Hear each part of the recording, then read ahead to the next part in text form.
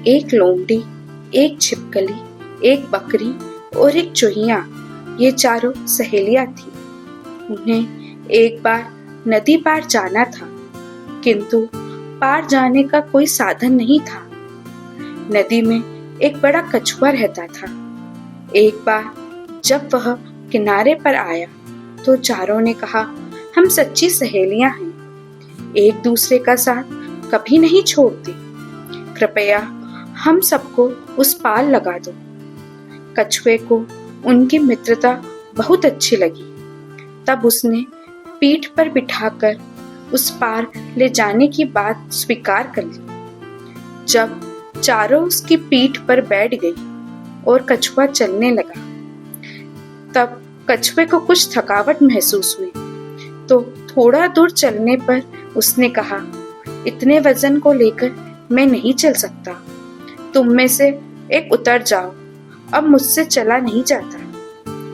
चूहिया ने छिपकली को कमजोर देखा और नदी में धकेल दिया।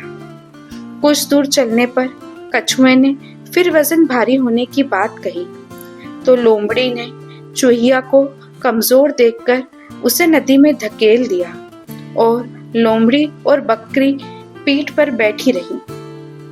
कुछ देर बाद फिर कछुए ने वजन भारी होने की बात कही, तो बकरी ने लोमड़ी को नदी में धकेल दिया।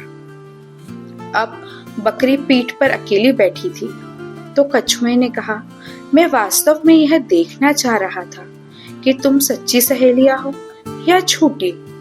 तुम तो झूठी सहेलियां हो, तभी तो तुमने कमजोर को गिरा दिया, तब तुम्हारी सच्ची मित्रता कहाँ रही? यह कहकर कछुए ने डुबकी लगाई और बकरी को भी नदी में डुबा दिया।